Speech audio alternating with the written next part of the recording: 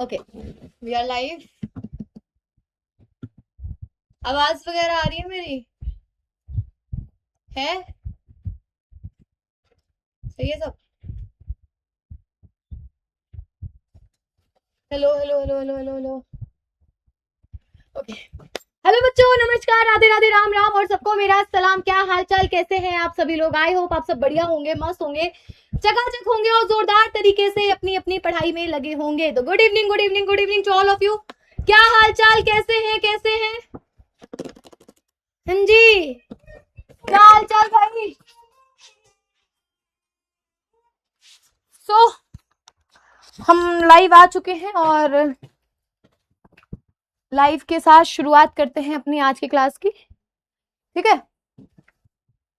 Hello ma'am, good evening, good evening, good evening. काफी दिन बाद मिल रहे हैं क्या हम लोग? हैं, काफी दिन बाद मिल रहे हैं क्या? आई फील लाइक कि बहुत दिन बाद मिल रहे हैं हम लोग। कौन है भाई? सर क्लास में हूँ अभी मैं। चलो भाई फिर शुरुआत करते हैं ना, शुरुआत करते हैं अपनी क्लास की।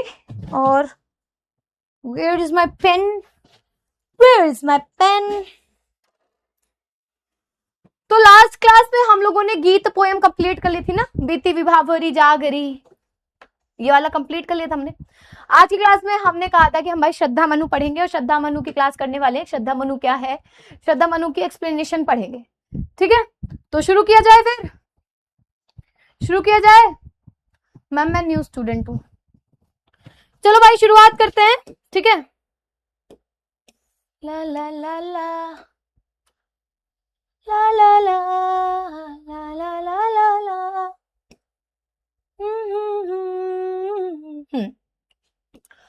कौन तुम संस्कृति, कौन तुम संस्कृति जलनिधि, तीर तरंगों से फेंकी मणि, एक कर रहे निर्जन का चुपचाप प्रभा की धारा से अभिषेक, मधुर विश्रांत और एकांत जगत का सुलझा हुआ रहस्य, एक करुणामय सुंदर मौन और चंचल मन का आलस्य। ठीक है, इसको समझेंगे। अब मैंने आप लोग को बताया था कि श्रद्धा मनु के बारे में यहाँ बताया गया।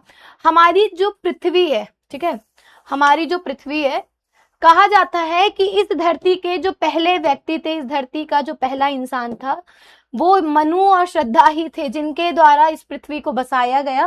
ठीक है, पृथ्वी सॉरी अंडे की जैसी हो गई, हमारी पृथ्वी अंडे की जैसी नहीं है, गोल है। ठीक है, अब सही है थोड़ा सा। तो पृथ्वी पर यही दोनों पहली बार आए थे और इन्हीं ने ही हमारी पृथ्वी को आगे बसाया। आज जो है हम लोग, हम मनु के ही वंशज हैं। ठीक है, वॉइस प्रॉब्लम हो रही है, क्या है भैया, क्या दिक्कत हो रही है? ठीक है, तो इन्होंने पृथ्वी में जो पहला मनुष्य था वो मनु थे और मनु ने ही हमारे जीवन को आगे बढ़ाया। तो कैसे शुरुआत होती है, होता क्या है, जब प्रलय आ जाता है, चारों तरफ का सब तबाही मच जाती है, तो होता क्या है कि मनु, श्रद्धा जो होती है वो आती है, तो क्या देखती है कि मनु जो है वो चुपचाप शांति से एक जगह बैठा होता है। तो मनु को चुपचाप शांति से बैठा देख श्रद्धा उससे जाकर क्या बोलती है कि कौन हो तुम, हे मानव तुम कौन हो? संस्कृति जल निधि तीर। संस्कृति का मतलब मैंने क्या बताया था बच्चा? संस्कृति का संस्कृति मतलब होता है संसार। ठीक है, संस्कृति का मतलब मैंने क्या बताया था? संसार। कि संसार रूपी सागर, अब यहां पर देखो रूपक अलंकार है, संस्कृति जल निधि संसार रूपी सागर के किनारे। तीर का मतलब क्या होता है? किनारा। ठीक है, कि तुम कौन हो? इस संसार रूपी सागर के किनारे तरंगों के द्वारा फेंकी हुई मणि के जैसे दिख रहे हो। वो क्या कहते हैं कि तुम कौन हो? ऐसा प्रतीत होता है मानो संसार रूपी सागर की तरंगों ने तुम्हें किनारे फेंक दिया हो। जैसे कोई मणि नहीं आ जाती, कोई मोती या मणि सागर के पानी में आके फेंक दिया जाता है, तो वैसे हो। कर रहे निर्जन का चुपचाप, कर रहे निर्जन। निर्जन, जन का मतलब क्या होता है? जल्दी से बताइए, जन का मतलब क्या होता है? जन, जन का मतलब क्या होता है? मैम वीडियो रुक रुक के चल रहा है। काय भाई, काय रुक रुक के चल रहा है? जन का मतलब क्या होता है, जल्दी से बताइए।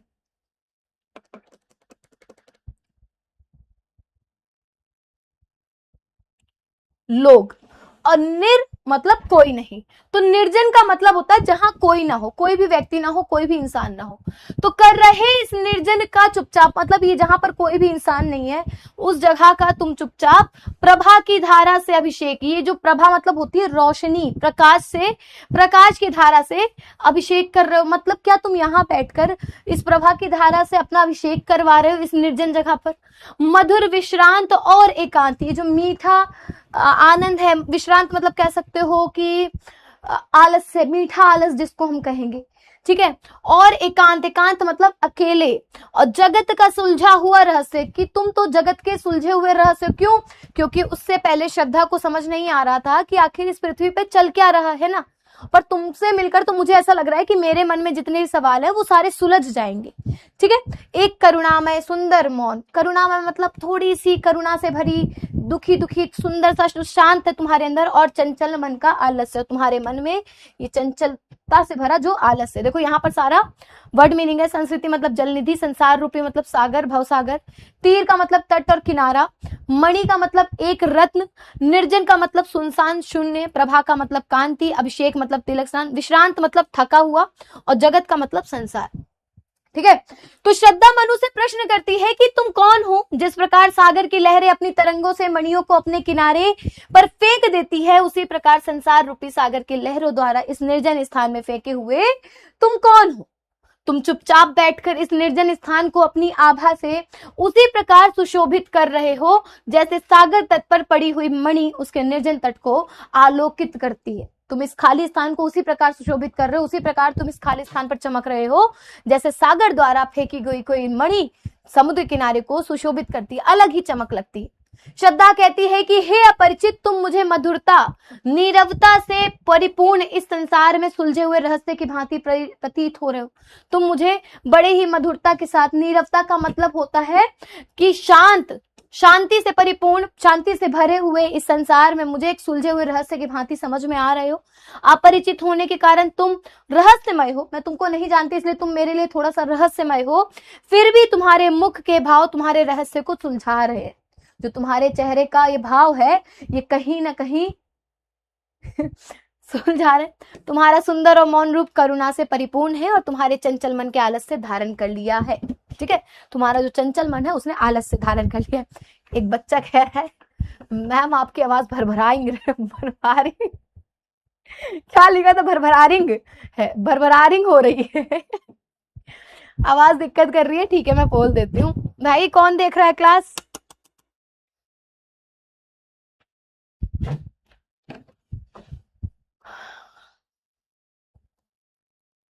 क्लास कौन देख रहा है भाई? आवाज देखो बहुत ज्यादा फट सी रही है, क्या सुनना? Your nickname is Manu, okay.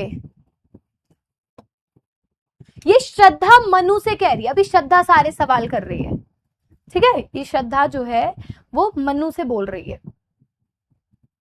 आज मैं काफी दिन बाद बाल खोल के आई हूं ना, अच्छी लग रही हूँ।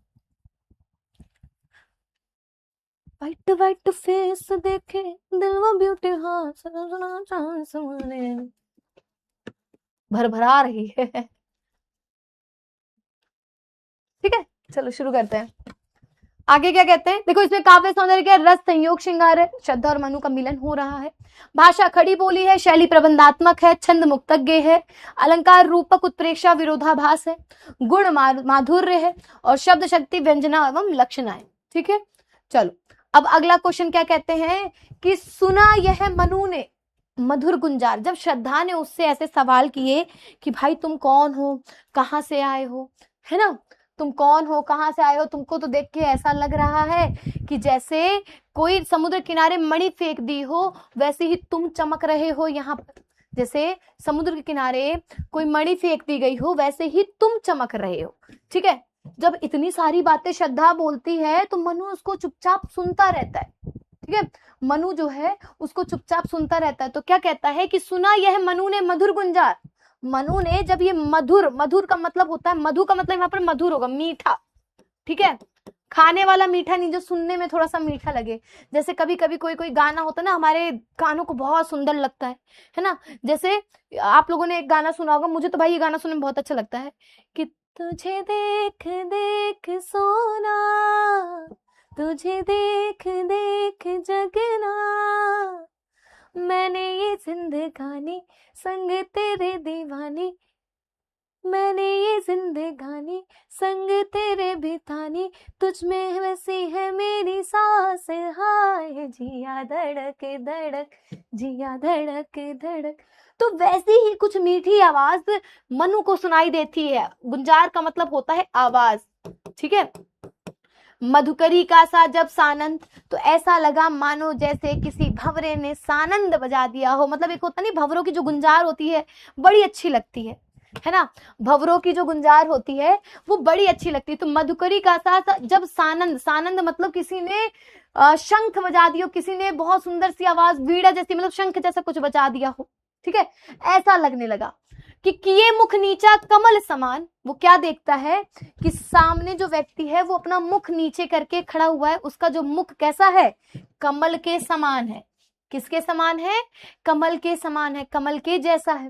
प्रथम कवि का जो सुंदर चंद्र, और उसको देखकर ऐसा लगता है कि मानो जैसे कोई कवि अपना पहला छंद लिख रहा हो बड़ा ही सुंदर तरीके से, है ना। कोई भी कवि अपनी कविता लिखता है तो पहला पैराग्राफ कितना सुंदर लिखता है ना। कोई भी कवि अगर अपनी कविता लिखना शुरू करता है तो उसका पहला पैराग्राफ कितना सुंदर लिखता है, ठीक है। तो वही लगता है कि उसका मुख देखा, जब मनु ने देखा कि कौन बोल रहा है, जब उसने देखा तो भाई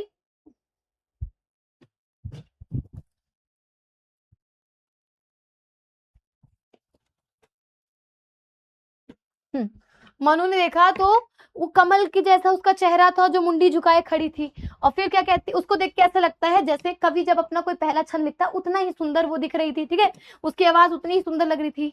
एक झटका सा लगा सहर्ष, सहर्ष मतलब अचानक, तभी अचानक उसको एक झटका लगता है, निरखने लगे लुटे से कौन गा रहा ये सुंदर संगीत। जब वो आवाज सुनते हैं श्रद्धा की तो अचानक से उनको एक झटका लगता है और देखने लगते हैं लुटे हुए, ऐसे देखने लगते हैं जैसे उनका कुछ लुट गया हो, ठीक है। वो ऐसे देखने लगते हैं जैसे उनका कुछ लुट गया हो,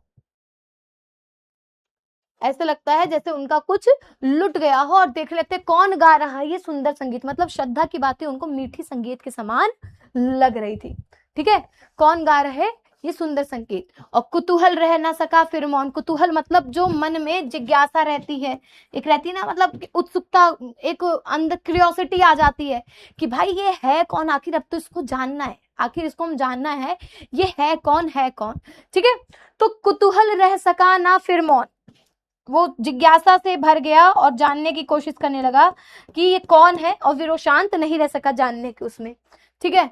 तो आगे क्या कहते हैं, यहाँ पर पूरा वो है, कुतूहल मतलब जिज्ञासा, ठीक है। देखो सारे वो दिए हुए, अर्थ दिए हुए, व्याख्या से समझ लेते हैं। मनु और श्रद्धा की प्रथम भेंट होने पर जब श्रद्धा उसे उसका परिचय पूछती है तो उसकी आवाज उन्हें भौरों के मधुर गुंजार के समान आनंददायक प्रतीत होती है। अपरिचित मनु का परिचय पूछने के क्रम में श्रद्धा लज्जावश अपना सिर नीचे झुकाए रहती है, जिसे देख मनु को ऐसा आभास होता है जैसे कोई खिला हुआ कमल पृथ्वी की ओर झुका हुआ है, ठीक है। मनु को कमल सदृश सुंदर दिखने वाले उस मुख से निकले मधुर बोल आदि के कवि सुंदर छंद से प्रतीत होते हैं। ऐसा लगता है मतलब जैसे कि कोई सुंदर छंद कोई गा रहा हो, ठीक है। उस निर्जन स्थान पर जहां किसी के होने की कोई संभावना ना थी, वो जो जगह थी जहां किसी के ना होने की संभावना थी, श्रद्धा जैसी अनुपम रूपवती को देखकर मनु बड़ा ही आश्चर्यचकित हुआ कि भाई ये स्त्री कहां से आ गई, यहाँ तो सारे लोग मर चुके थे, ठीक है। और उठते ही उनका मलिन मुख निखर उठा। श्रद्धा के कंठ से निकले गीत को सदृश बोल का उन पर ऐसा प्रभाव पड़ता है कि वो उसे बिना नहीं रह पाते, उसके विषय में वो सब कुछ जान लेना चाहते हैं, ठीक है। क्लियर है भाई, इतनी क्लियर है, जल्दी से बता दो, क्लियर है भाई? हाँ, ये जो हाँ क्लियर है बच्चा? मैम व्याख्या पूरी लिखनी पड़ेगी? नहीं बेटा, आपको क्या करना होगा, जैसे आपके एग्जाम में ऐसे पैराग्राफ दे देंगे और फिर उसमें ना 2 लाइनों के अंदर या 3 लाइनों के अंदर ऐसे अंडरलाइन कर देंगे, तो एग्जाम में आपको सिर्फ वो 3 लाइनों का ही एक्सप्लेनेशन करना होगा, ठीक है। क्या क्लियर नहीं हुआ बच्चा? बताओ क्या क्लियर नहीं हुआ? क्लियर तो है?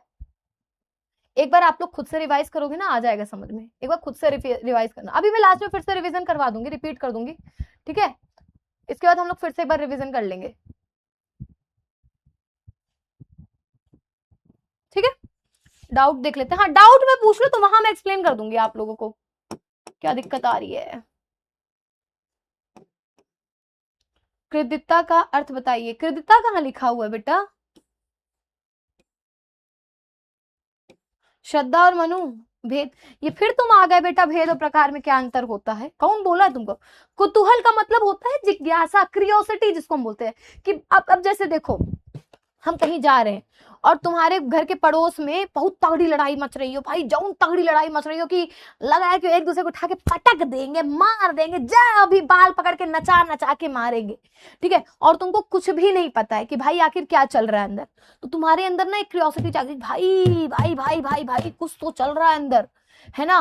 कुछ तो चल रहा है, देखना पड़ेगा कि आखिर अंदर क्या चल रहा है, इनके मन में, इनके घर में हुआ क्या, इतनी गंदी वाली लड़ाई हो रही है। तो वो होती है जिज्ञासा। मधुकरी का मतलब भंवरा होता है बेटा। निरखना मतलब देखना। श्रद्धा कोई स्त्री है क्या? हाँ बेटा, श्रद्धा एक स्त्री थी। सानंद का मतलब देखो, जब शंख वगैरह की आवाज एक साथ बजती तो कितना अच्छा लगता है ना। जब शंख वगैरह की आवाज बजती तो कितना अच्छा लगता है, वही। गुंजार मतलब आवाज, ये तो मैंने बता ही दिया है। मधुर्य मतलब मीठा, ये तो नॉर्मल वर्ड है बच्चा, ठीक है? चलो आगे चले। और देखा वह सुंदर दृश्य, नयन का इंद्रजाल अभिराम। अब यहाँ मनु क्या बताते हैं? मनु देखता है कि बड़ी ही सुंदर सी स्त्री सामने खड़ी हुई है, ठीक है? कि और देखा वह सुंदर दृश्य, वो क्या देखते हैं कि सामने बड़ी ही सुंदर स्त्री खड़ी है।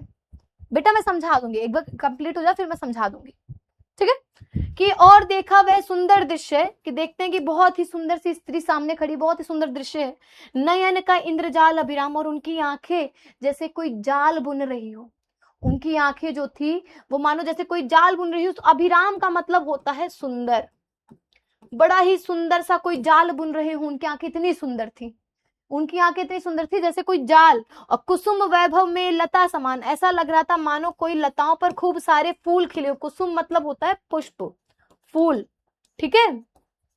तो बहुत सारे फूल के वैभवों से लता भरी हुई थी, लता के जैसी। चंद्रिका से लिपटा घनश्याम, ऐसा लग रहा था मानो चांद से घनश्याम, अर्थात वो काले काले बादल लिपटे हुए हों, ठीक है? वो काले काले बादल लिपटे हुए हों। वैभव का मतलब होता है नाम। एक कहते हैं ना कि कुसुम वैभव, बहुत सारी, जहां मतलब आप कह सकते हो कि कितना वैभव है, कितना नाम है, बहुत जिसका सुंदर लगे, बहुत ज्यादा नाम हो, बहुत घने हो, वो कह सकते हो यहाँ पे, ठीक है?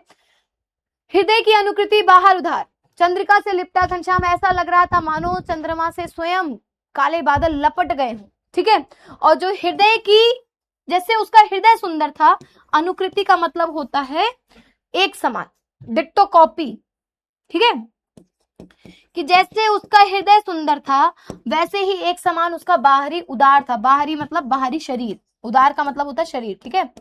बाहरी शरीर। एक लंबी काया उन्मुक्त, एक वो क्या देखते कि सामने एक बहुत ही लंबी सी स्त्री, पतली सी स्त्री खड़ी हुई थी, उन्मुक्त, एकदम आजाद। मधु पवन क्रीड़ित ज्यों शिशु, साल सुशोभित हो सौरभ संयुक्त, और उसको देख के ऐसा लग रहा था कि वो मीठी मीठी पवन से खेल रहे हो जैसे कोई शिशु। कौन शिशु? शिशु यहाँ पर साल के वृक्ष को, जो छोटा सा पौधा होता है ना, मतलब कोई साल का वृक्ष जो है, साल का वृक्ष जानते हो बहुत लंबे लंबे होते हैं। साल का जो वृक्ष होता है वो बहुत लंबा लंबा होता है। तो कोई छोटा पौधा, उसी का कोई छोटा बच्चा उस वृक्ष का, ऐसा लग रहा था मानो वो हवा से जब वो साल का वृक्ष हिलता है तो वो ऐसी ही लग रही थी, एकदम पतली सी लंबी सी खड़ी हुई थी। तो ऐसा लग रहा था मानो जैसे कोई शिशु शाल सुशोभित हो रहा हो, सौरभ संयुक्त। सौरभ मतलब होता है खुशबू, ठीक है? खुशबुओं के साथ वो बड़ी ही सुंदर हवा के साथ हिल डुल रही हो। मैंने क्या बोला, इस पोयम को समझने के लिए आपको एज अ मूवी समझना होगा। मैंने क्या बताया? मूवी की तरह देखो, एकदम आंख बंद करके सुनो, समझते जाओ, और मूवी की तरह। और एक बार नहीं 10 बार बोल रही हूं कि वर्ड टू वर्ड आपसे मीनिंग नहीं पूछी जाएगी। एग्जाम में आपको अपने हिसाब से बनाकर लिखना होगा। एग्जाम में आपको अपने हिसाब से बनाकर लिखना होगा बेटा, वर्ड टू वर्ड वहां पर नहीं लिखी जाती है व्याख्या, ठीक है? वर्ड टू वर्ड लिखोगे ना तो वो कह दिया जाएगा कि भाई किताब से छाप के आए हैं ये लोग। समझे बच्चा?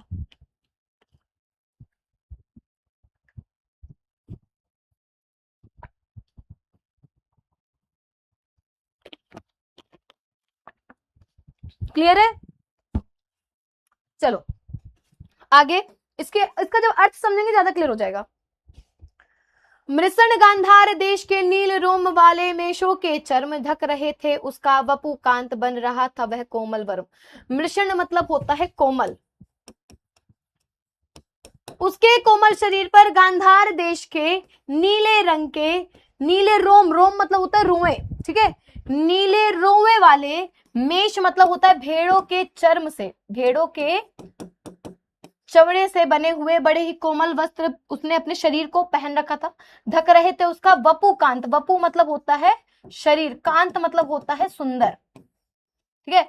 उसके सुंदर शरीर को बड़े ही कोमल वस्त्र ढक रहे थे, जो क्या थे, गांधार देश के नीले रुए वाले भेड़ों के चमड़े से बना हुआ था, ठीक है। फिर बन रहा था वह कोमल वर्म, वो उसके लिए बड़ा ही कोमल सुंदर सा वस्त्र बना हुआ था।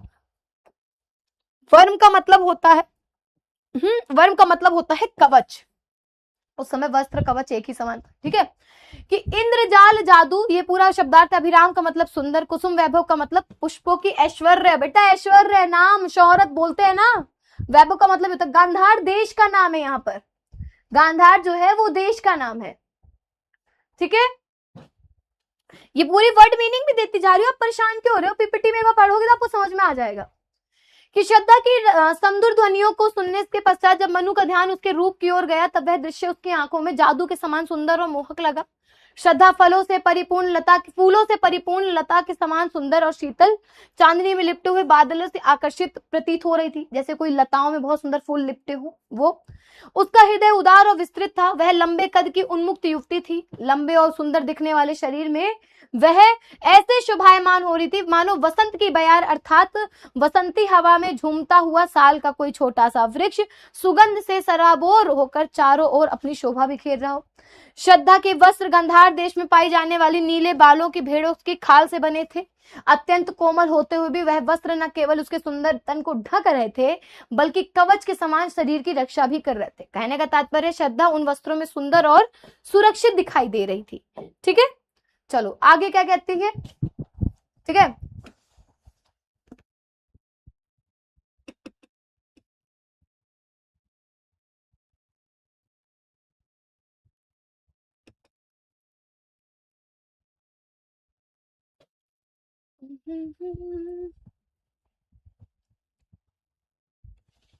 आगे कहती है कि नील परिधान बीच सुकुमार। सुकुमार वहां पर किसको बोला गया बेटा? सुकुमार बोला गया है श्रद्धा को। किसको बोला गया बच्चे? श्रद्धा को बोला गया है कि नीले परिधान, परिधान का मतलब होता है वस्त्र, ठीक है। नीले परिधान के बीच वो सुकुमारी से सुंदर सी एक जो जवान लड़की थी, ठीक है, सुंदर सी जवान लड़की थी, वो नीले परिधान के बीच में सुकुमार। खुल रहा मृदुल अधखुला अंग, जिसके शरीर का आधा अंग ढका हुआ था और आधा कोमल, मृदुल का मतलब होता है कोमल, कोमल अंग आधा खुला हुआ था। मतलब पहले के टाइम पे सिर्फ आधे आधे कपड़े पहनते थे ना, पूरे वस्त्र नहीं पहने जाते थे। खिलो हो जो बिजली का फूल, और उसको देख के ऐसा प्रतीत हो रहा था मानो कोई बिजली का फूल खिल रखा हो। मेघवन बीच गुलाबी रंग, जैसे मेघों के बीच में कोई बिजली का फूल खिल गया हो, ऐसे गुलाबी रंग सा आ रहा था उसको देखकर, ठीक है। वह मुख पश्चिम के व्योम बीच जब घिरते हो घनश्याम, अरुण रवि मंडल उनको भेद दिखाई देता हो चविदा। मोस्ट इंपॉर्टेंट पैराग्राफ, क्वेश्चन पूछा जाता है कि उसके मुख को देखकर तो जो सुंदरता दिखाई दे रही थी वो इतनी सुंदर थी कि ऐसा लग रहा था मानो पश्चिम के व्योम, व्योम का मतलब होता है आसमान, व्योम का मतलब होता है बच्चे आसमान, कि पश्चिम की आसमान के पश्चिम ओर, जब पश्चिम ओर क्या होता है, आसमान के पश्चिम की तरफ क्या होता है, जल्दी से बताइए, जल्दी बताइए। पश्चिम का मतलब क्या होता है? आसमान में पश्चिम की तरफ क्या होता है, जल्दी बताओ।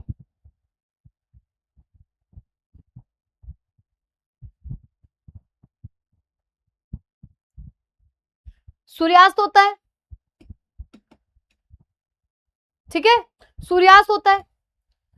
तो सूर्यास्त के समय जब आसमान क्या होता है, उस समय जब उधर बादल घिर आए, ठीक है, उस समय जब वहां पर बादल, तो वही बोलते हैं कि आहा जो उसका मुख था वो ऐसा लग रहा था मानो पश्चिम की ओर आसमान में जब घनश्याम घिर रहे होते हैं, बादल घिर रहे होते हैं, तब अरुण रवि, अरुण मतलब सूर्यास्त के समय जो सूर्य होता है वो लाल पड़ जाता है, तो अरुण का मतलब लाल होता है, रवि का मतलब सूर्य, ठीक है, कि लाल सूर्य मंडल, उनको लाल सूर्य का जो मंडल है वो उन बादलों को चीरते हुए, झांकते हुए भेद दिखाई देता हो छविधाम, छविधाम मतलब बड़ा सुंदर दिखना, ठीक है, बड़ी सुंदर उसकी छवि जो दिखाई देती है सूर्य की, वैसे ही उस समय उसका मुख दिखाई दे रहा था, बड़ा ही सुंदर सा, कि एकदम लाल सूर्य हो रखा होता है पश्चिम की, उसमें जब बादल घेर लेते हैं तो उन बादलों के बीच से लाल लाल रोशनी जो निकलती है, वैसे ही कुछ उस समय श्रद्धा लग रही थी, ठीक है।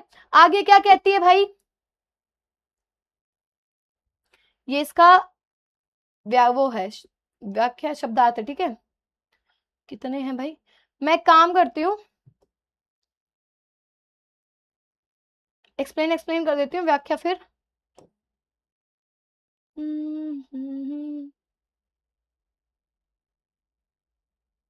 तो बहुत बड़ी है पोयम, चलो ये इसके वो शब्दार्थ, ये इसका वो, ठीक है, व्याख्या, कि घिर रहे थे घुंघराले बाल, उसके मुख पे क्या हो रहे थे बेटा, घुंघराले बाल खिल रहे थे, अंश अवलंबित मुख के पास, उसके जो घुंघराले बाल थे वो घिरे हुए थे, ठीक है, वो घिर रखे थे, गिरे हुए थे, कहां पर, अंश, अंश का मतलब होता है कंधा, उसके कंधे पर, ठीक है, कंधे पर अवलंबित थे, ऐसे गिरे हुए थे, और मुख के पास, उसके मुख के पास और बाल आ रखे थे और उसके कंधे पर गिरे हुए थे, ठीक है, नील घन शावक से सुकुमार सुधा भरने को विधु के पास, और ऐसा लग रहा था मानो वो जो नीले नीले का मतलब उसके बाल जिस प्रकार से कंधों पर गिरे हुए थे, उसके चेहरे पे गिरे हुए थे, ऐसा लग रहा था मानो जैसे नीले रंग के छोटे छोटे बादल, घन शावक मतलब होता है छोटे छोटे बादल, शावक मतलब छोटा सा, ठीक है, शावक का मतलब होता है छोटा बच्चा, तो नीले रंग के जो छोटे छोटे बालक थे वो सुकुमार से,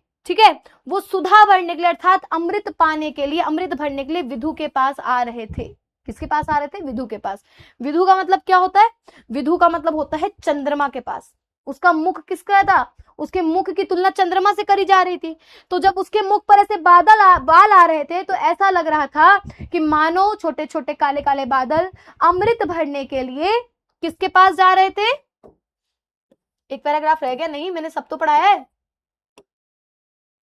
सब तो पढ़ा रही हूँ बेटा लाइन से,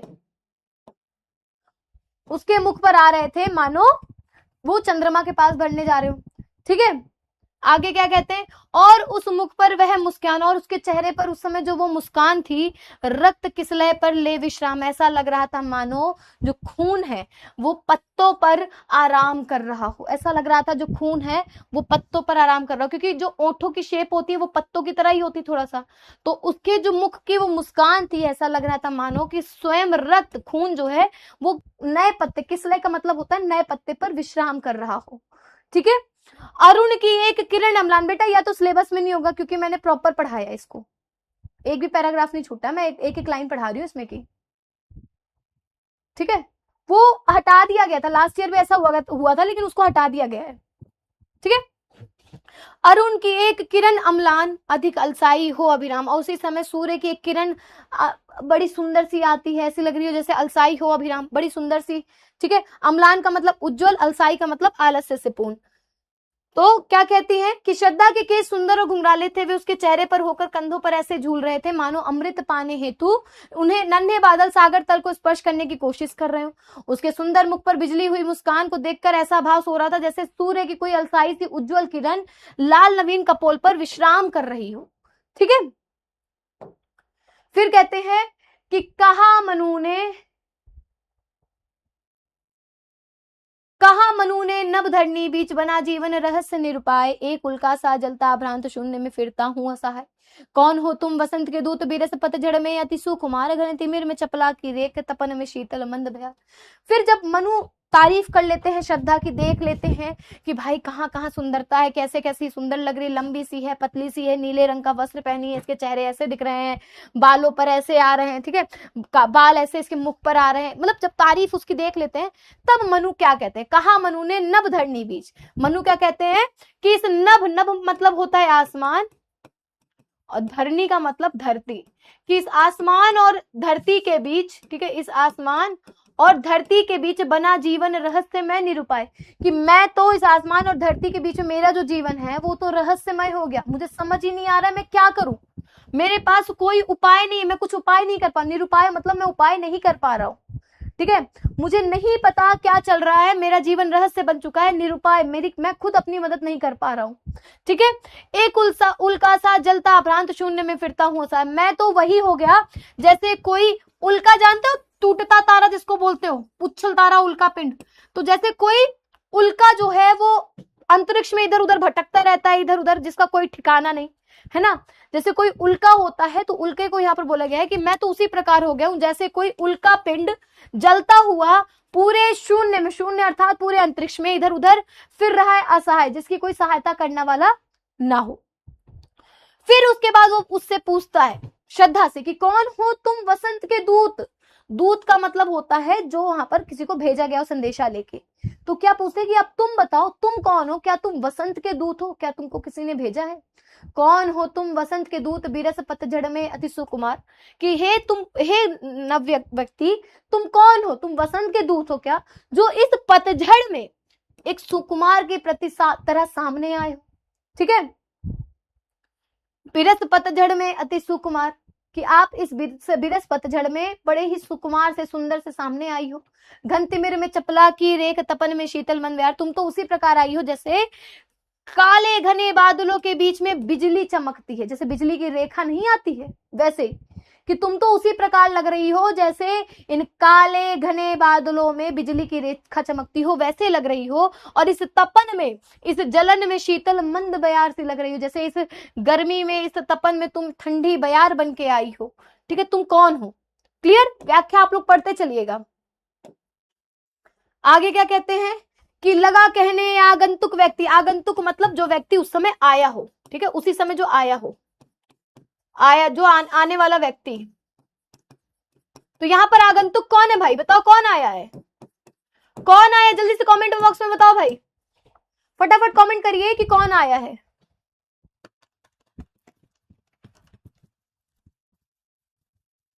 कि लगा कहने आगंतुक व्यक्ति, किसको बोला जा रहा है, श्रद्धा को, कि तभी श्रद्धा क्या कहती है, मिटाता उत्कंठा सा विशेष, ठीक है, तभी कहने लगती है श्रद्धा, क्या कहने लगती है, अपने मन के उत्कंठा को मिटाते हुए, अपने मन की उत्कंठा मतलब होती है वही जिज्ञासा, के अपने मन के अंदर का जो उत्साह है, उत्कंठा जो जिज्ञासा, उसको मिटाते हुए वो उस विशेष व्यक्ति के विशेष से कहती है कि दे रहा हो कोकिल सानंद, उसकी आवाज ऐसी लग रही हो जब वो बोलने लगती है, ठीक है, तो उसके मन की जो उत्कंठा है वो मिटने लगती है, और ऐसा सुनाई देता है जैसे कोई कोकिल, कोकिल अर्थात कोयल आवाज लगा रही हो, सानंद मतलब आवाज लगा रही हो, चिल्ला रही हो, बोल रही हो, सुमन को जो मधुमय संदेश, ऐसा लगता है मानो सॉरी बेटा श्री राम, तो कहते हैं कि तभी श्रद्धा जब बोलने लगती है तो उसके मन की उत्कंठा जो होती है वो मिटने लगती है, और उसको ऐसा लगता है जैसे कोई कोयल आवाज लगा रही हो, और मानो वो फूलों को कोई मधुमय संदेश देना चाह रही, कोई अच्छा संदेश देना चाह रही हो।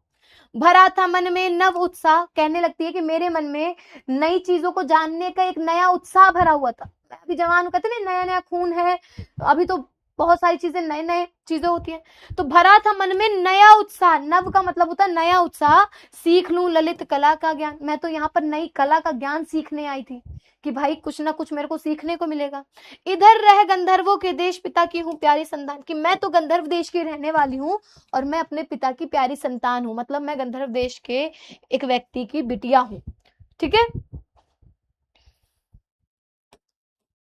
फिर आगे क्या कहती है, कहती है कि मैं अपने पिता की पुत्री हूँ। दृष्टि जब जाती हिमगिरी और जब मैं गांधार देश से आती हूँ तो मैं क्या देखती हूँ, जब इन बर्फ के पर्वतों की ओर मेरी नजर जाती है, हिम मतलब बर्फ, गिरी मतलब पर्वत, की जब इन बर्फ के पर्वतों की ओर मेरी नजर जाती है, दृष्टि जाती है, ठीक है, तो प्रश्न करता मन अधिक अधीर, तभी मेरे मन में बहुत सारे प्रश्न आने लगते हैं, बहुत मैं अधीर हो जाती हूँ, व्याकुल हो जाती हूँ जानने के लिए कि भाई आखिर ये पर्वतों का रहस्य क्या है, ये कैसे पहाड़ बने, धरा की यह सिकुड़न भयभीत, कि धरा की जो सिकुड़न है, मतलब पृथ्वी सिकुड़ी थी तभी तो पहाड़ों का जन्म हुआ था, कि जो पृथ्वी का सिकुड़न है आखिर ये कैसे हुआ, इसका ये सिकुड़न मुझे डराने लगा। आह कैसी है, क्या है पीर, कि आखिर इसको किस बात की तकलीफ थी और क्या पीड़ा थी जो ये ऐसे सिकुड़ गई। बढ़ा मन और चले ये पैर, तभी मेरे मन में उत्साह जागता है और मैं चल देती हूँ उसको जानने के लिए। शैल मालाओं का श्रृंगार, आंख की भूख मिटी है देख। और जब मैंने इन शैल मालाओं का श्रृंगार देखा, शैल माला मतलब ये पर्वतों की, जब मैंने बहुत सारे पर्वत देखे, मैंने आसपास बहुत सारे पर्वतों की रेखाएं देखी, लाइन देखी, लगातार लाइन से पर्वत ही पर्वत थे। जब मैंने इनको देखा, इनके श्रृंगार को देखा, मतलब सुंदरता को देखा, भाई पहाड़ तो सुंदर दिखते ही है, तो जब मैंने इन पहाड़ों की सुंदरता को देखा तो मेरी आंखों की भूख मिट गई। आह कितना सुंदर संभार की, आह कितना सुंदर है ये नजारा, ये नजारा कितना सुंदर है, मुग्धकारी है, मोहित कर देने वाला है। ठीक है, फिर आगे क्या कहती है, संभार का मतलब देखो होता है संपत्ति, संपूर्णता, कि कितनी सुंदर संपत्ति है, जिसकी भी बड़ी सुंदर संपत्ति है। फिर आगे कहती है कि यहां देखा कुछ बलि का, तभी कहती है कि तभी मैं आगे बढ़ती हूं तो मुझे यहाँ पर कुछ बलि का अन्न दिखता है। बलि का अन्न जानते हो, हमारे यहाँ जब भी रोटी बनती है, खाना बनता है, तो हम क्या करते हैं, हम एक रोटी पहली वाली गाय को निकाल देते हैं, दूसरी रोटी फिर व्यक्ति सब खाने लगते हैं, अंतिम में 2 रोटी बनाते हैं, कुत्ते को देते हैं, कौवे को देते हैं, है ना, खाना निकालते हैं। तो कहती है कि जब मैं ये पहाड़ देख रही थी तभी मैंने क्या देखा कि यहाँ पर कुछ खाना रखा हुआ था जो जानवरों के लिए निकाला जाता है, जो खाना शुरुआत बनता है ना तो खाना निकाल दिया जाता है थोड़ा सा। तो मैंने जब उसको देखा तो फिर मेरे मन में आया कि भूत हित रत किसका ये दान, कि भाई किसके लिए, किसी व्यक्ति के लिए ये दान किया जा रहा है, आखिर ये किसने दान किया है। ठीक है, आखिर ये दान किसने दिया है भाई, किसके लिए ये दान किया जा रहा है। इधर कोई है अभी सजीव, इसका मतलब अभी भी कोई यहाँ पर जीवित है। हुआ ऐसा मन में अनुमान, मेरे मन में ऐसा ही कुछ अनुमान आया। और हुआ ऐसा मन, तपस्वी क्यों हो इतने क्लांत, क्लांत का मतलब होता है परेशान, कि हे तपस्वी तुम बताओ तुम इतने परेशान क्यों हो, वेदना का ये कैसा वेग, तुम्हारे मन में जो ये वेदना है इसका आखिर क्या, ये जो वेग है, ये बहाव है, क्या कारण है इसका। तुम कितने अधिक हताश, कि बताओ तुम कितने ज्यादा अधिक हताश हो, बताओ ये कैसा उद्वेग, तुम ही बताओ कि तुम किस प्रकार से इतना घबरा रहे हो, किस चीज की घबराहट है। ठीक है, बलिकान वह जो जीवों के कल्याणार्थ गृहस्थों पर प्रतिदिन घर से बाहर रखा दिया जाता है। भूत हित रत मतलब जीवों की भलाई में लीन, क्लांत मतलब थका हुआ दुखी, वेदना मतलब दर्द, वेग मतलब तीव्रता, हताश मतलब निराश, उद्वेग मतलब घबराहट या चिंता। ठीक है, फिर आगे क्या कहते हैं, वो कहती है कि तुम इतना क्यों परेशान हो भाई, दुख की पिछली रजनी बीत विकसता सुख का नवल प्रभात। एक चीज हमेशा याद रखना, वो श्रद्धा मनु से क्या कहती है कि दुख की रात हमेशा बीतती है, दुख जो है वो एक रात के समान होती है।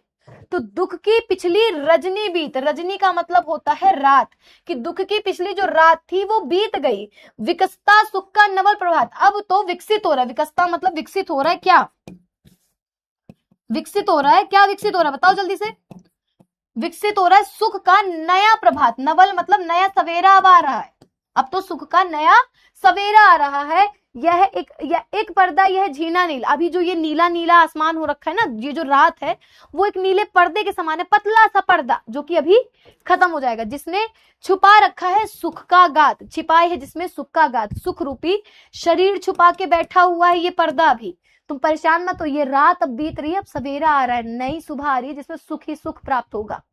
ठीक है, जिसे तुम समझते हो अभिशाप हो, जिसको तुम अभिशाप समझ रहे हो ना कि मैं इस जगह पर एकदम अकेला हो गया हूं, मुझे कुछ समझ नहीं आ रहा, वही कि जिसको तुम अभिशाप समझ रहे हो, जगत की ज्वालाओं का मूल, यही इस जगत की ज्वालाओं का मूल है, जो यहाँ पर आग लगेगी ना उसके तुम मूल हो।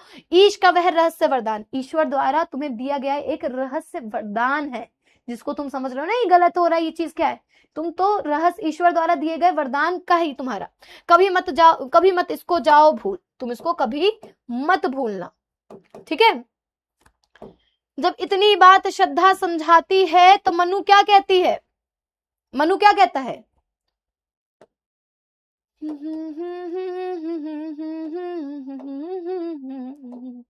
हाँ, कि लगे कहने मनु सहित विषाद, जब श्रद्धा इतनी बात कहती है तभी मनु विषाद के साथ अर्थात दुख के साथ कहने लगते हैं कि मधुर मारुत से यह उच्छ्वास अधिक उत्साह तरंग आवाज उठाते मानस में सब विलास, किंतु जीवन कितना निरुपाय लिया है देख नहीं संदेह, निराशा है जिसका परिणाम सफलता का वह कल्पित गे। ठीक है, कि मनु बड़े दुख के साथ कहते हैं कि तुम्हारी जो ये मधुर हवा, मधुर मतलब मारुत का मतलब हवा है, तुम्हारी जो हवा है, मीठी हवा है, वो सांस के समान है ना। तुम्हारी ये जो सांस है, उच्छ्वास मतलब जो सांस लेना देना है, जो मधुर हवा है, अधिक उत्साह तरंग आभात, बड़ी ही उत्साह के साथ है, एक अलग ही तरंग बैठी है जिसमें कोई बाधा नहीं है। उठते मानस में सविलास, बड़े विलास के साथ मन में उठ रहे। लेकिन जो हमारा ये जीवन है वो बड़ा ही निरुपाय है, इसमें कोई मैं उपाय नहीं कर सकता, ये मैंने देख लिया, इसमें कोई संदेह नहीं, मेरा जीवन अब व्यर्थ है, इसमें कोई संदेह नहीं है। तुम्हें अभी सब अच्छा लग रहा है पर अच्छा कुछ नहीं है। निराशा है जिसका परिणाम, आगे हम कुछ भी करें उनका परिणाम सिर्फ और सिर्फ निराशा ही मिलेगा। सफलता का वह कल्पित, अगर हम सोच रहे हैं कि हमें सफलता मिलेगी तो वो हमारा सिर्फ कल्पना से बनाया हुआ घर के समान है, जो कब टूट जाए पता नहीं। कल्पना घर, ठीक है, कल्पना में बने हुए महल के समान है, जो कब टूट जाए पता नहीं। विषाद मतलब दुख, ठीक है, यहां समझ। श्रद्धा की बातों को सुनकर मनु दुख भरे शब्दों से कहता है कि शीतल मंद पवन की तरह सुखद प्राप्ति होने वाली तुम्हारी जो ये उच्छ्वास है, निश्चय ही आनंद प्रदान करने और मन की सौंदर्य की अनुभूति से परिपूर्ण कर देने वाले।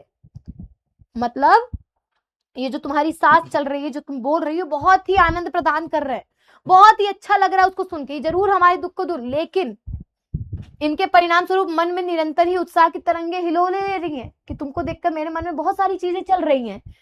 किंतु इस सच को भी नहीं झुटलाया जा सकता कि मनुष्य का जीवन विषाद से परिपूर्ण है, मतलब दुख से भरा हुआ है, और उसके सम्मुख विवश और असहाय, उसके सामने हम एकदम विवश हो चुके हैं और असहाय, हम कुछ नहीं कर सकते। हम उच्छ्वास मतलब सांस, ठीक है, हम जैसे सांस लेते ना, रेस्पिरेशन, उसी को उच्छ्वास कहते हैं।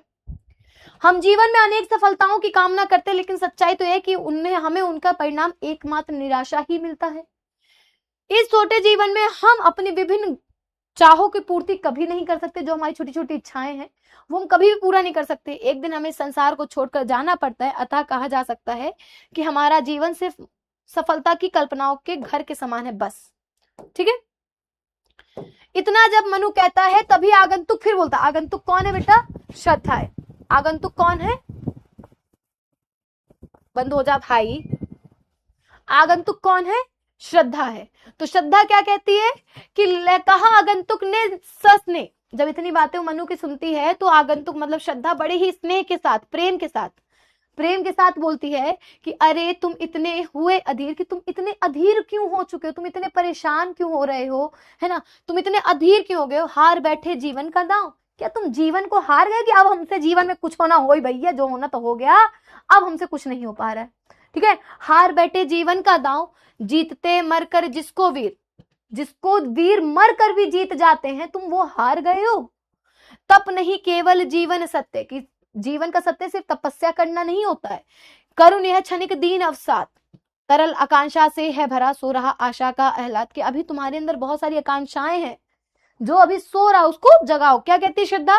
कि मनु की बात सुनकर आगंतुक श्रद्धा कहती है कि हे तपस्वी, तुमने धैर्य खो दिया है, तुम अधीर हो चुके हो। अब तुम में उस सफलता को पाने की जो तीव्र उत्कंठा थी वो भी शेष नहीं रही, अब तुम्हारे अंदर कुछ नहीं बचा है, जिससे वीर पुरुष अथक परिश्रम के बल पर प्राप्त करते हैं। क्योंकि साहसी और कर्मवीर बनने की जगह तुम निराश और हतोत्साहित हो चुके हो, तुमने अपने उत्साह को खो दिया है, ठीक है। हे तपस्वी, केवल तपस्या को ही जीवन का ध्येय बनाना कदापि नहीं, ध्येय मतलब लक्ष्य, ठीक है, कि केवल तपस्या को ही अपने जीवन का लक्ष्य बनाना कदापि उचित नहीं है, क्योंकि बस यही एक जीवन का सत्य नहीं। तुम जिस करुणा और दीनतापूर्ण दुख की स्थिति में जी रहे हो, जो तुम इस दुख में जीवन व्यतीत कर रहे हो, वो अविलंब ही समाप्त होने वाली है, अब बिना किसी देरी के वो खत्म होने वाली है। वास्तव में मानव जीवन आशा, उत्साह और खुशियों से परिपूर्ण है। मानव जीवन में बहुत सारे किक रहते हैं भाई, मजा आती है जीवन जीने में। कभी हमारे ऊपर हमारे दुख पड़ रहे हैं, कभी सुख मिल रहा है, कभी कुछ हो रहा है, कभी कुछ हो रहा है, ठीक है। तो एक होता नहीं है कि भाई इंसान की जो लाइफ होती है ना बड़ी ही मजेदार होती है, हमेशा इनको ना कुछ करने के लिए, सहने के लिए मिलता रहता है। कभी कुछ हो रहा है, कभी कुछ हो रहा है, मतलब जीवन में कुछ ना कुछ होते रहना चाहिए, जीवन जीने का मजा कहाँ है ना। तो वही चीज यहाँ पर बोला गया है। बस आवश्यकता है उन्हें जगाने की, बस जरूरत क्या है, उसको जगाने की। तुम्हारे अंदर सब कुछ है पर तुम उसको हार गए, तुमको लगता है तुमसे कुछ नहीं हो पाएगा, ठीक है। अतः हमें पूर्ण उत्साह के साथ आशावंतित होकर जीवन जीना चाहिए, निराशा का दामन हमेशा के लिए छोड़ देना चाहिए। ठीक है, फिर आगे क्या कहते हैं भाई,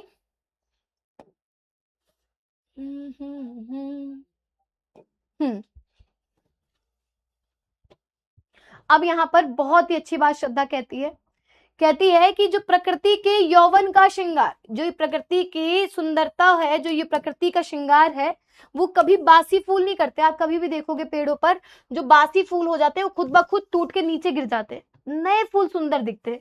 तो वह कहती है प्रकृति की श्रृंगार जो है, प्रकृति को जो सजाने का कार्य है, कभी भी बासी फूल नहीं करेंगे।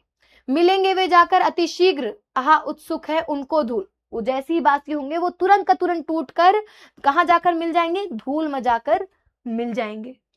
ठीक है, एक तुम यह विस्तृत भूखंड, एक तुम हो और ये फैला हुआ, विस्तृत मतलब ये फैला हुआ भूखंड, भूखंड मतलब पृथ्वी, एक तुम हो यहाँ पर और ये फैला हुआ पृथ्वी है, फैली हुई पृथ्वी। प्रकृति वैभव से भरा आमद, और हमारी प्रकृति जो है वो बहुत ही ऐश्वर्य से, बहुत ही वैभवों के साथ भरी हुई है। कर्म का भोग, भोग का कर्म, जो तुम कार्य करोगे उसको भोगना, और जो तुम भोग रहे हो उसका कर्म, यही जड़ का चेतन आनंद। सब तुम इसी पृथ्वी पर सह के जाओगे। ये मत सोचो कि तुमको मृत्यु आ जाएगी तो तुम मोक्ष प्राप्त कर लोगे, नहीं, जितने भी तुम्हारे कर्म होंगे वो तुम यही भोग के जाओगे। अकेले तुम कैसे असहाय, तुम अकेले कैसे असहाय हो, यजन कर सकते तुच्छ विचार, कि तुमको लगता है तुम अकेले सब कर सकते हो पर तुम अकेले असहाय हो। तुमको पता है कि जो ये यज्ञ होता है, यजन का मतलब होता है यज्ञ, यजन का मतलब होता है यज्ञ, कि यज्ञ क्या तुम कभी अकेले यज्ञ कर सकते हो, ये बहुत ही तुच्छ विचार है। कहा जाता है कि यज्ञ कभी भी अकेला नहीं किया जाता, यज्ञ के लिए हमेशा जोड़ा साथ में होना चाहिए। ठीक है, यज्ञ के लिए हमेशा आपका जोड़ा, आपका पार्टनर आपके साथ में होना चाहिए। तो वही वो कहती है, यौवन का मतलब होता है जवान, जवान पृथ्वी। तब पृथ्वी एकदम नई नई बनना शुरू हुई थी ना, तब पृथ्वी जो थी एकदम नया नया बनना शुरू हुई थी, क्योंकि उससे पहले प्रलय आ चुका था। ठीक है, हाँ, कि अकेले तुम कैसे असहाय, कि तुम अकेले कैसे असहाय हो भाई, क्या तुम कभी अकेले यज्ञ कर सकते हो, ये तुम्हारा तुच्छ विचार है। तपस्वी आकर्षण से हीन कर सकते नहीं आत्मविस्तार, अकेले कभी भी यज्ञ नहीं किया जाता, ये तुम्हारा बहुत ही उच्च तुच्छ विचार है। और हे तपस्वी, तुम आकर्षण से हीन हो चुके हो, तुम अपने अंदर की सारी चीजें मार चुके हो, मिटा चुके हो, तुम अपनी आत्मा का विस्तार नहीं कर पाओगे, तुम अपने मन को नहीं फैला पा रहे हो। ठीक है, अपनी उन्नति तुम नहीं देख पा रहे हो। आगे क्या कहती है श्रद्धा भाई,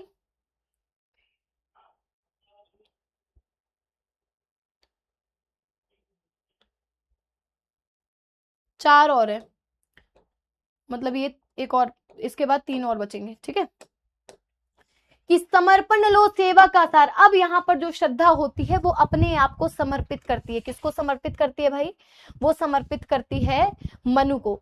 मतलब कहीं ना कहीं वो मनु से कहती है कि भाई अब मैं तुमको अपने आप को समर्पित करने जा रही हूँ। ठीक है, तुमने अकेले, तुमको डर लग रहा है ना कि अकेले जीवन में क्या होगा क्या नहीं होगा, तो समर्पण लो सेवा का सार, कि मैं तुम्हें अपने आप को समर्पित करती हूँ, मेरे सेवा का सार लो ना, मैं तुम्हारी सेवा करना चाहती हूँ, मैं तुम्हारी सेवा करना चाहती हूँ। सजल संस्कृति का यह पतवार, कि इस सागर, सजल मतलब जल से भरी हुई जो संसार है, ठीक है, इस जल से भरे हुए संसार का, जल से भरे हुए संसार का मैं पतवार बनना चाहती हूँ। पतवार जानते हो, जो नाव में खींचने वाली पतवार होती है, उसको मैं उसका पतवार बनना चाहती हूँ। आज से यह जीवन उत्सर्ग इसी पद तल में विगत विकार, आज से मेरा जो ये जीवन है वो उत्सर्ग होकर, उत्साहित होकर तुम्हारे इसी पद, पद मतलब पैरों के तल मतलब नीचे, विगत करती हूँ, विकार करती हूँ, अपना जीवन तुमको समर्पित करती हूँ। ठीक है, आज से मेरा जीवन तुम्हारे पैरों के नीचे रहेगा। बनो संस्कृति के मूल रहस्य, तुम इस संसार के वो मूल रहस्य बनो, इस संसार के तुम वो मूल रहस्य बनो। तुम ही से फैलेगी वह बेल, तुम ही से वो बेल फैली। कौन सी बेल की बात हो रही है भाई, आगे का जीवन, मतलब बच्चे होंगे, कि तुम्ही से फैलेगी वह बेल, विश्व भर सौरभ से भर जाए, सुमन के खेलो सुंदर खेल, के जो पूरा संसार है वो खुशबुओं से भर जाए, सुंदर सुंदर फूलों से भर जाए, ऐसे खेल खेलो। मतलब आओ नई दुनिया बसाते हैं, नया संसार बसाते हैं हम दोनों मिलकर। ठीक है, फिर क्या कहती है, कहती है आगे भाई कि और क्या, यह क्या तुम सुनते नहीं विधाता का मंगल वरदान, और क्या तुम्हें सुनाई नहीं देता, और क्या तुम्हें सुनाई नहीं देता कि विधाता अर्थात ईश्वर का मंगल वरदान है। शक्तिशाली हो विजयी बनो, विश्व में गूंज रहा जयगान, कि तुम शक्तिशाली हो तो विजयी बनो, पूरे संसार में यही गुणगान, यही जयगान गूंज रहा है।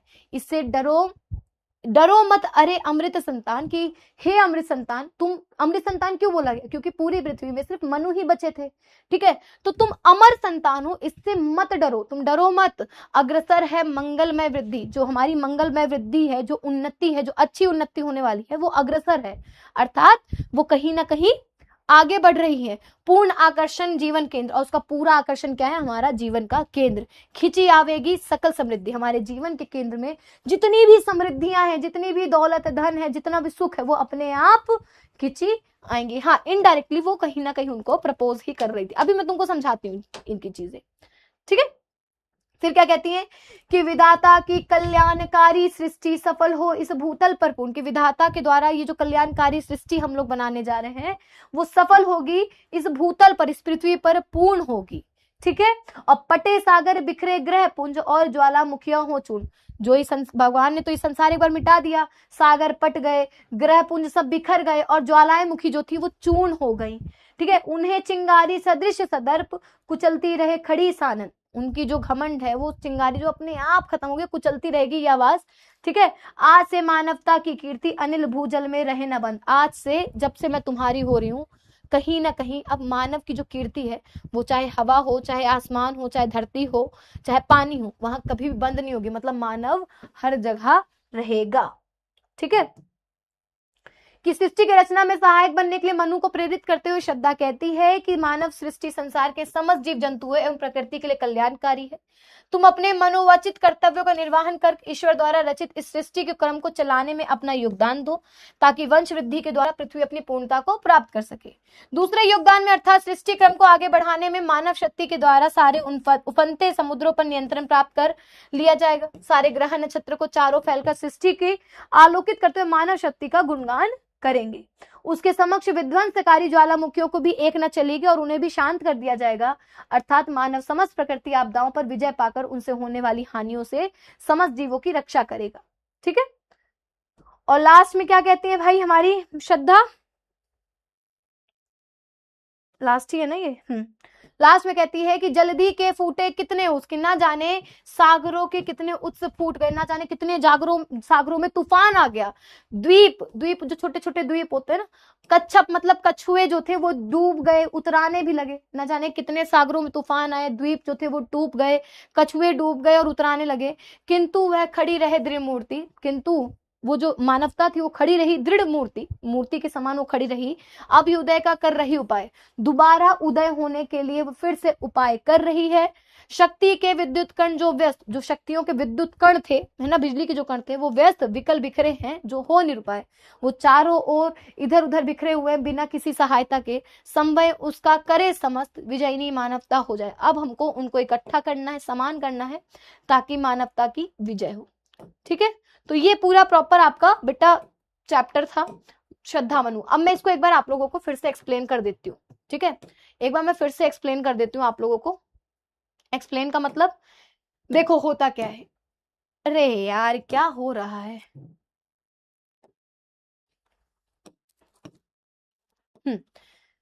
इनडायरेक्टली कहीं ना कहीं श्रद्धा मनु से प्रपोज करती है। पहले क्या होता है, श्रद्धा उसके पास जाती है, उससे पूछती कि तुम कौन हो, तुम तो ऐसा लग रहा है जैसे इस पूरी पृथ्वी में जिस तरह से चश्मा अच्छा लग रहा है आपका, एक बार ट्राई कर सकते हैं, लाइए। अरे ये रखा मेरा चश्मा, भाई देखो चश्मा मिल गया मेरे को एक नया नया। अच्छा हुआ मैं अंधा हूँ, क्या क्या देखना पड़ रहा है। कैसा लग रहा है गाइस, जल्दी से बताओ। बहुत बढ़िया, बढ़िया, बहुत बढ़िया, घटिया लग रहा है। जल्दी से बताइए कैसा लग रहा है। अब दिखा है मेरे को उस पे।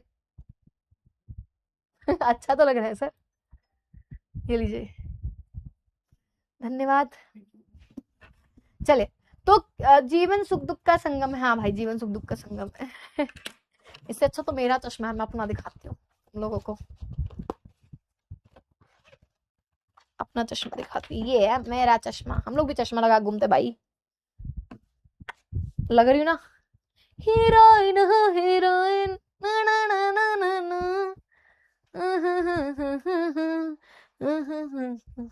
अभी नया नया चश्मा लिया है भाई, कुछ दिन तो रौब झाड़ूंगी ना मैं। हाँ, हमसे अच्छा कौन है, ये चश्मा ज्यादा सुंदर है ना।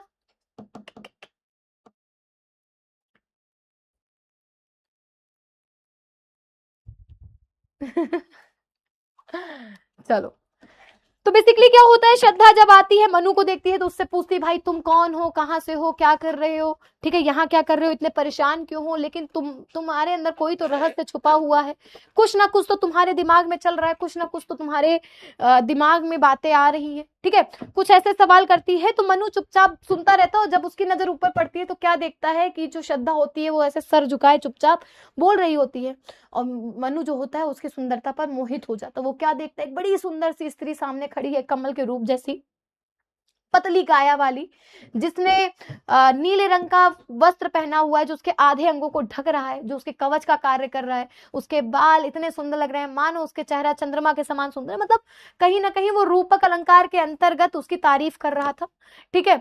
फिर उसके बाद ये सारी चीजें होती हैं, तब मनु बताता है कि मैं तो परेशान हूं, मैं इस धरती पर अकेला व्यक्ति रह गया हूं, और मुझे समझ नहीं आ रहा मैं क्या करूं, मैं तो उसी के समान हो गया हूं जैसे अंतरिक्ष में उड़ता हो कोई उल्का पिंड होता है ना जो असहाय इधर उधर फिर रहा है, मैं भी वैसे ही हो गया हूं। तब श्रद्धा उसको समझाती कि ऐसी बात नहीं है, ऐसी बात नहीं है, बात यह है कि तुम परेशान हो, लेकिन तुमको अगर मौका मिला जीवित रहने का तो कहीं ना कहीं वरदान है, ये ईश्वर का वरदान है। चलो मैं तुमको अपने आप को समर्पित करती हूँ, और हम दोनों मिलकर एक नए जीवन का शुरुआत करते हैं, एक नए संसार को बनाते हैं, ठीक है। ये प्रलय से जितनी भी चीजें दिक्कत हो गई है, जो जो चीजें हो गई हैं, समुद्र वो हो गए, ये सारी चीजों को हम मिलकर शांत करेंगे। और तुम जो इसको परेशान हो ना, तुम कह रहे हो मैं अकेले जीवन जी लूंगा, तो कभी भी अकेले जीवन नहीं जी सकता कोई व्यक्ति, कभी ना कभी तुमको किसी की जरूरत पड़ेगी, तो मैं तुम्हारे साथ हूँ, ठीक है। हम सारी चीजें करेंगे मिलकर, सारे दुख दर्द बांटेंगे, सब कुछ करेंगे, उसके लिए तुम्हें परेशान होने की आवश्यकता नहीं है, हम मिलकर एक नया संसार बनाएंगे। तो बेसिकली इस पोएम का यही मतलब था, ठीक है। अब इसको आप अपनी लैंग्वेज में लिख सकते हो। परेशान मत हो बेटा, अभी पहली बार पढ़ रहे हो इसलिए थोड़ा सा कंफ्यूज हो, अभी मैं इतना पढ़ाऊंगी इस पोएम को, इतना पढ़ाऊंगी कि एकदम दिमाग में फिट हो जाएगा, बैठ जाएगा तुम्हारे, ठीक है। तो परेशान नहीं होना है आप लोगों को, इसको एज अ मूवी आप लोग को समझना है, ठीक है। होमवर्क क्या है, कठिन शब्दों के अर्थ याद करें, क्वेश्चन आंसर मैं नेक्स्ट क्लास में करवा दूंगी, उसके लिए परेशान मत होना। कठिन शब्दों के अर्थ याद करें, ठीक है, क्लियर है। ये भाभी भाभी काहे लगाए भाई, ये तो ये एसी का नहीं समझा, कभी ठंडवा रहा है कभी गर्मी दे रहा है, जल्दी से बताइए। हर्ष जी एक बात पूछूं, तभी हर्ष का क्या रिप्लाई आएगा, हाँ हाँ पूछो ना, मैं तो बताने के लिए ही बैठा हूँ, क्लास तो मैं ऐसे ही खोल लेता हूँ, असल मकसद तो तुमसे बात करना है मेरा। हर्ष जी, हर्ष जी आप बहुत अच्छा बोलते हैं।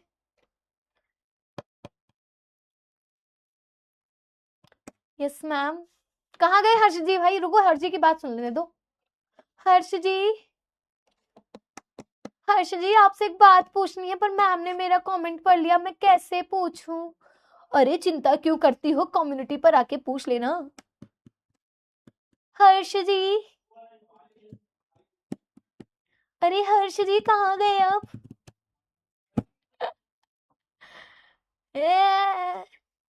सपने सजा रहे हैं, हमारी भी शादी होगी। अच्छा कुछ बच्चे तो यहाँ पर ऐसे होंगे कि लग रहा हो उन लोगों के अंदर में कभी कभी नहीं ऐसे फीलिंग आई होगी, यार 12th में आ गया मैं, अब मैं 12th कर रहा हूँ, अब तो मजे ही मजे होंगे मेरे, मैं 12th में आ गया हूँ भैया, 12th के बाद 2 साल की और पढ़ाई, फिर हमारी भी शादी होगी, हमारी बहुरिया आएगी, हमको भी बीवी मिल जाएगी, मजा आ जाएगी, है ना। अब तो 12th कंप्लीट हो रहा है मेरा। काफी बच्चे यहाँ पर ऐसे वाले हैं, सोच सोच के एकदम खुश हो रहे होंगे, इसीलिए तो हम 12th कर रहे हैं, है ना, इसीलिए तो हम लोग 12th कर रहे हैं।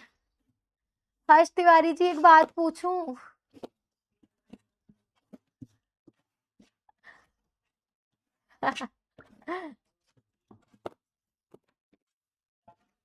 है ना। हर्ष जी, हर्ष जी सुनिए तो। अरे हर्ष जी को बुला दो यार, मेरे को हर्ष जी से बात करनी है एक बार। हर्ष जी,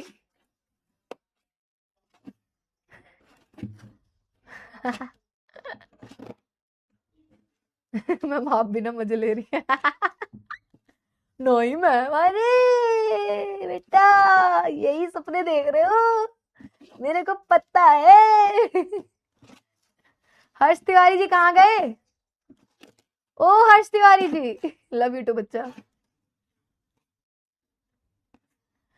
चलो शिवानी नंबर दोगी क्या अपना? वो शिवम मांग रहे हैं शिवानी से नंबर, मजा आ जाएगी। चलो भाई लोग, ठीक है गाइस, मिलते हैं आप लोगों से अगली बार अगली क्लास में। तब तक ले नमस्कार, टाटा बाय बाय, साइनारा, ख्याल रखिएगा, मस्त रहिएगा, खुश रहिएगा और स्वस्थ रहिएगा। ठीक है, जय हिंद, love you all, Radhe Radhe, bye bye.